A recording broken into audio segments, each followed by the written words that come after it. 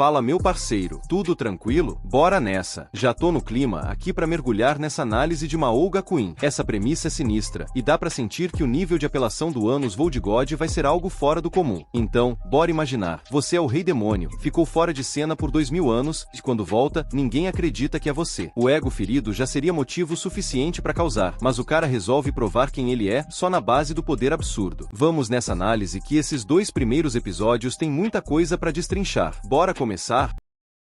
Ora, Oni-sama.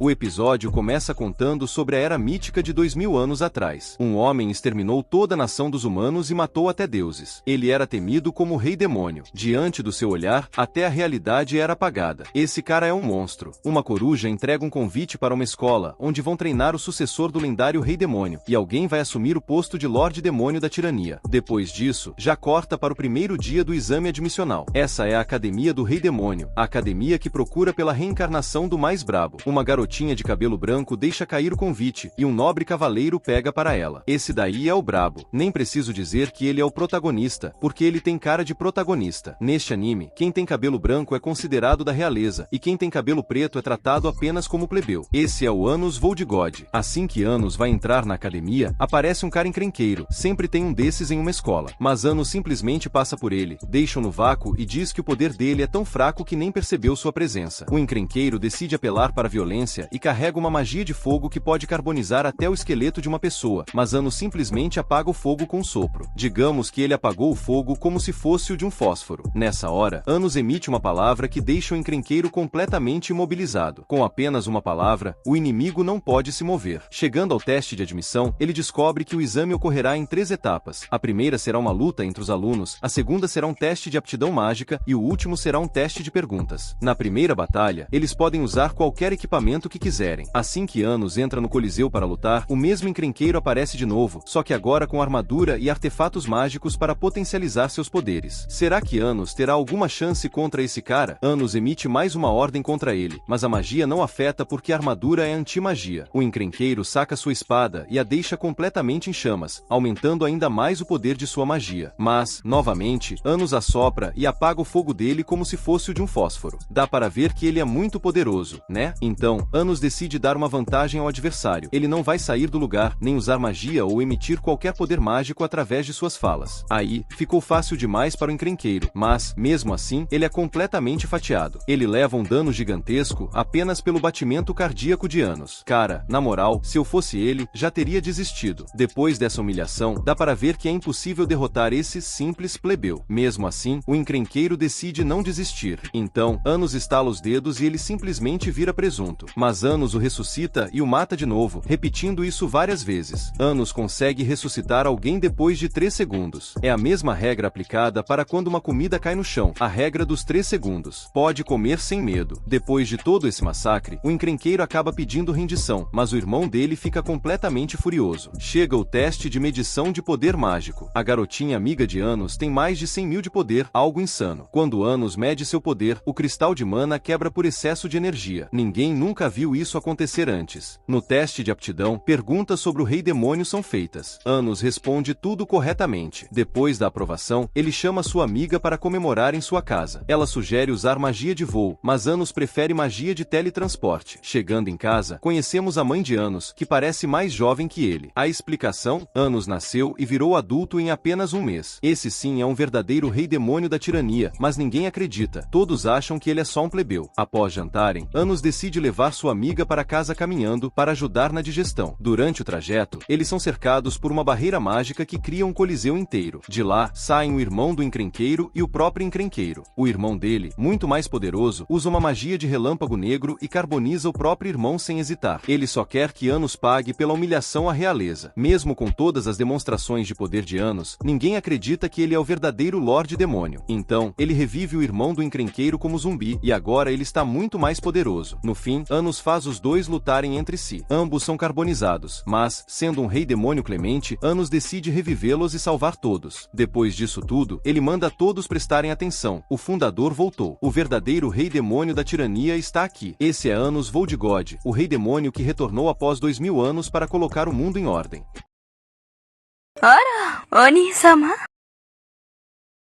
No episódio 2, as coisas ficam mais interessantes, porque mostra o Anos Voldigod no seu trono, lá no submundo. Existe o lendário Rei Canon, o único cara que consegue bater de frente contra Anos. O mundo está vivendo uma guerra entre os demônios e os humanos. Anos acha errado que os humanos matem os demônios, e Canon acha errado que os demônios matem os humanos. Por isso, eles vivem em guerra há centenas de anos. Mas Anos decide formar um acordo com o herói Canon. Ele vai se sacrificar para colocar uma barreira ao redor do mundo inteiro, separando os humanos dos demônios. Assim, os dois mundos poderão viver em paz. Essa magia é tão poderosa que Anos só conseguirá reencarnar depois de 2000 anos. Ele firmou o acordo com Canon, mas o herói simplesmente vai para cima dele e enfia uma espada em seu peito. Só com a morte do Lorde Demônio o mundo poderá viver em paz. A barreira então é gerada. Essa magia é tão poderosa que não pode ser atravessada. 2000 anos depois, Anos reencarna. Assim que nasce, ele já começa a falar. Agora, ele está em uma academia que busca pela reencarnação do Rei Demônio da Tirania. Ninguém acredita que ele seja o verdadeiro Rei Demônio, porque ele é um simples plebeu que nasceu sem sangue da nobreza. Mas Anos percebe algo estranho. As informações sobre o Rei Demônio foram alteradas. Ele pergunta a Misha qual é o nome do Rei Demônio, e ela responde Avos de Levia. Ou seja, alguém mudou os registros do verdadeiro Rei Demônio. A pessoa considerada mais próxima do Rei Demônio é Sasha, a irmã de Misha. Sasha não gosta de ninguém que não seja da realeza. A professora chega para dar aula e ensina uma magia chamada Gize, que dá um bônus a todos os subordinados no campo de batalha. Vai rolar uma competição, e vários alunos se candidatam, incluindo Anos. A professora, porém, é preconceituosa com quem tem uniforme branco, já que todos que o usam são considerados mestiços. Anos, confiante, refaz o feitiço da professora, corrigindo os erros. O feitiço que ele cria tem o dobro de efeito. Todos os candidatos se apresentam, inclusive Anos, que afirma ser o verdadeiro Rei Demônio. Mas ninguém quer segui-lo, exceto Misha. É revelado que Misha é apenas uma boneca criada por magia. Por isso, ela está no grupo dos uniformes brancos. Ela não é considerada nem humana, nem demônio. Anos confronta Sasha e a deixa furiosa. Ela usa seus olhos demoníacos da destruição, capazes de aniquilar inimigos ou obrigá-los a obedecer. Mas os olhos não têm efeito sobre Anos, pois ele também possui os olhos da destruição. Isso prova que Sasha é uma descendente próxima de Anos. Depois disso, Anos vai para casa com Misha, mas Sasha os intercepta no caminho. Detalhe, ela odeia a irmã e isso tem um motivo importante. Sasha desafia Anos para um duelo. No duelo, cada lado materializa um castelo com magia. Sasha está confiante, mas Anos a surpreende. Ele ergue o castelo dela com uma mão, gira no dedo como um peão e o lança para longe. Sasha decide usar o Dilgraze, a magia de fogo mais poderosa, que só o Rei Demônio pode usar. Ela canaliza a energia de todos e dispara, mas Anos rebate com uma magia inferior, grega, que por ser lançada por ele, se torna muito mais poderosa. Como eles firmaram um contrato no início da luta, Sasha é obrigada a se tornar subordinada de Anos. Ele explica que sempre esteve interessado nela, principalmente por causa de seus olhos demoníacos. Chegando em casa, Anos apresenta Sasha como mais uma amiga, deixando seus pais orgulhosos. Durante o jantar, Sasha e Misha se reconciliam, e Sasha revela que nunca odiou a irmã de verdade. Antes de ir embora, Sasha dá um beijo de despedida em Anos. Quando ele vai embora, ela diz que será a última vez que o episódio 3 começa com elas conversando sobre gostar ou não do Anos. Parece que as duas estão apaixonadas por ele. Isso porque o Anos é o único que pode olhar diretamente para os olhos da Sasha sem ser pulverizado. Depois disso rola uma conversa entre irmãs, e agora parece que as duas estão unidas. Com isso a Misha pergunta para o Anos o que ela poderia dar de presente para Sasha. E a Sasha senta perto deles. E o Anos se revela também que já rejeitou todo mundo que era do grupo da Sasha. Ele acha que só eles três já são suficiente para fazer tudo que essa escola quer. Só que eles precisam de no mínimo 5 membros para fazer todas as atividades. Então vai começar uma aula que será dada por um dos 7 imperadores do Rei Demônio. São 7 demônios que foram criados pelo próprio Anos. E foi exatamente eles que criaram essa academia para encontrar a reencarnação do Rei Demônio. O Anos acha isso muito estranho porque ninguém se lembra dele. Então chega o Ives Necron, que é um dos 7 demônios imperadores e que inclusive a Sasha descende dele. O Anos então chama a atenção do Ives, e a professora implora por desculpas e promete expulsar Anos. Mas os dois começam a conversar e o Ives fala que perdeu as suas memórias de 2000 anos atrás. Por isso ele não se lembra da existência do Anos. Mas o Anos usa uma magia dele para fazer ele recuperar suas memórias. Como ele consegue fazer isso sem ser punido, o Ives então ensina uma técnica da família Necron. Uma técnica que permite fundir uma magia com a outra e criar uma magia 10 vezes mais poderosa. E o Anos não precisa aprender isso, porque ele já tem tudo isso decorado. Depois disso, o Anos conversa com o Ives Necron a sós, e o próprio Ives está confuso, ele não sabe se acredita ou não no Anos. Então ele decide ficar neutro. Alguém chamado Avos de Levia mudou a memória do mundo inteiro. E tudo foi esquecido. Depois de um tempo vai começar uma nova prova. E essa prova será uma exploração por dentro do castelo do próprio Rei Demônio. E o objetivo é encontrar ferramentas e armas mágicas. Quem conseguir encontrar os melhores objetos mágicos vão ganhar a prova. O Anos está bem tranquilo tranquilo, ele também não tá com nenhuma pressa. Ele conhece um objeto escondido que nem um professor jamais conseguiria encontrá-lo. Isso porque o castelo é dele. Eles então passam por vários caminhos em um labirinto, e Anos encontram uma área secreta que ele mesmo criou. Chegando no fim dessa passagem secreta, existe um catalisador de magia, um lugar que suga toda a magia de fora do mundo. Ele percebeu que alguma coisa nesse lugar foi adulterada, e por fim uma porta gigante que não pode ser aberta por nenhuma magia existente. A única forma de abrir é com força bruta, mas somente o Rei Demônio tem força para isso. Assim que eles abrem a porta, eles encontram um cetro mágico poderosíssimo que era usado pelo próprio Rei Demônio, e encontram vários outros objetos mágicos. A Misha decide que vai dar um manto mágico para Sasha de presente pelo seu aniversário, mas coincidentemente ela é irmã gêmea da Sasha, e o Anos dá o anel mágico de presente para ela. Também assim que a Misha entrega o manto para Sasha, as duas ficam sozinhas e algo terrível acontece. A Sasha assassinou a Misha com uma adaga mágica. Ninguém esperava por isso, mas a Sasha simplesmente enganou os dois para que ela pudesse vencer a prova sozinha. Ela até consegue desfazer o contrato feito com o Anos, usando o próprio cetro mágico que ela pegou, mas na verdade ela tem um plano ainda maior do que tudo isso, e por incrível que pareça, ela tá fazendo isso pelo próprio bem da sua irmã. Com isso, o Anos impede que ela escape. Ela usa o olho demoníaco, mas o Anos devolve a potência do golpe com o olho demoníaco dele. E a Misha tá viva. O Anos curou ela imediatamente assim que ele viu. Com isso a Sasha escapa com um cetro mágico e com o manto. E a Misha revela algo muito assustador: amanhã será o dia em que ela vai deixar de existir. No seu aniversário ela simplesmente vai sumir.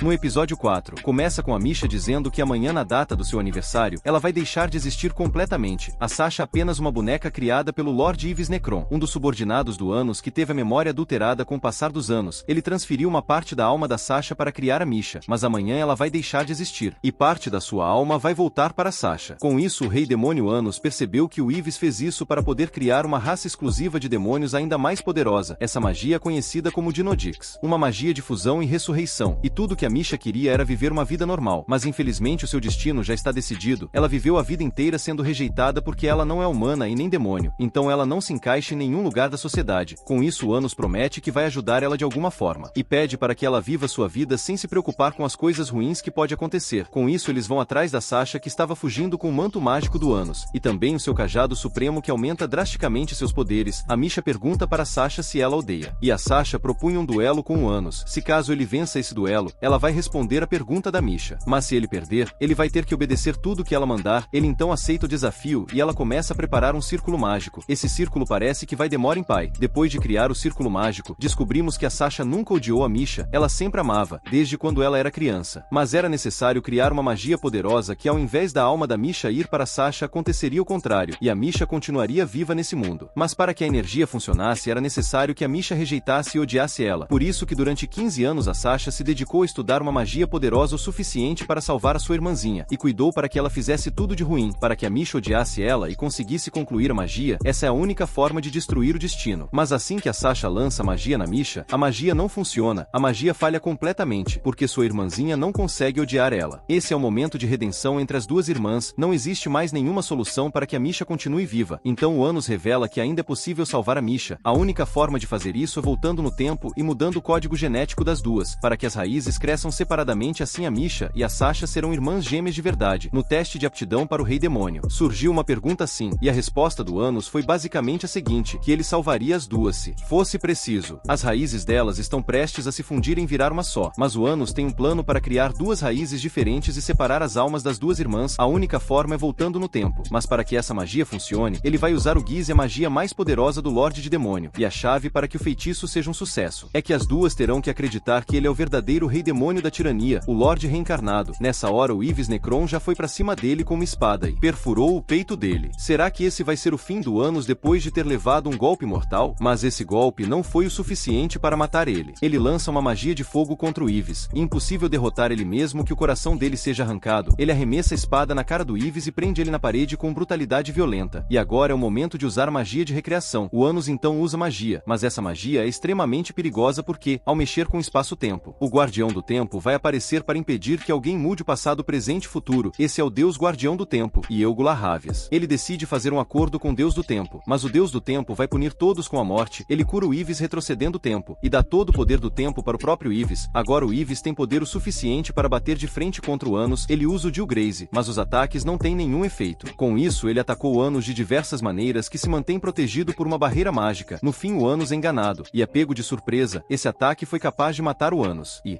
desintegrar ele completamente. Mas calma lá, pai, o Anos é muito poderoso, ele se reencarna na mesma hora, e o Anos percebe que o Ives não tinha se esquecido dele. O plano do Ives era derrotar o Lorde Demônio e roubar o posto como Rei Demônio da Tirania, mas ele decide usar o seu último trunfo, uma magia que pode parar o tempo. Mas o Anos é fora de série, está além do espaço e tempo. É impossível derrotar ele mesmo que o Ives tem o poder do Deus do Tempo. Então Ives ataca o Anos, que se defende com barreiras mágicas, e agora é o momento em que elas vão precisar acreditar nele. Acreditar que ele seja o verdadeiro Rei Demônio. Elas então começam a gritar pelo nome dele. E agora elas entenderam que ele é o verdadeiro Rei Demônio, que ele foi despertado, e que ele é o único mais poderoso Lorde que já existiu. Anos então consegue concluir o poder de recriação e cria duas raízes diferentes para que Misha não desapareça. Agora ela vai ter uma alma própria. Por fim, o Anos decide mostrar ao Ives quem é que ele está enfrentando. E lembra o Ives que eles estão lutando no castelo do Anos. Ele vai mostrar o que significa enfrentar o Rei Demônio em seu próprio castelo. Ele invoca uma espada ancestral mágica, a espada que apaga a existência de quem é ferido por ela. O Anos então dá um golpe no Ives que é completamente pulverizado. Virou pó. Mas como ele é um Rei Demônio benevolente, ele revive o Ives e vai devolver as memórias que ele se lembra do Ives, já que o Ives teve a memória completamente alterada pelo Avos de Levia, um ser poderoso que está se passando pelo Anos. Ele mandou o Ives investigar os outros 7 imperadores, e agora Sasha e a Misha possuem uma raiz própria, e nenhuma delas vai ser apagada da existência. E o Anos conta que já mudou o passado várias e várias vezes, mas que nunca tirou nota máxima em um teste. No episódio 5, mostra um pouco do passado do Anos, e de alguns inimigos que ele já enfrentou. O espírito da água invoca sua verdadeira forma, uma hidra de 8 cabeças. A hidra ataca Anos e acaba destruindo grande parte dos seus soldados, mas um dos subordinados do Anos acha que não vale a pena ele enfrentar uma criatura tão fraca. Então o Anos pede para que seu subordinado derrote com um único golpe. Se ele conseguir fazer isso, o Anos vai conceder um desejo para ele. Por fim, ele derrota a hidra com apenas um ataque da sua espada, e ele pede ao Anos para reencarnar. Ele quer seguir o seu mestre por todo lugar que ele for, por isso ele quer reencarnar também daqui a 2000 anos, para ficar junto do Lorde Demônio. Mas nessa hora aparece também um lendário herói Canon. Esse é o único cara que o Anos não consegue derrotar. Não importa quantas vezes o Anos mate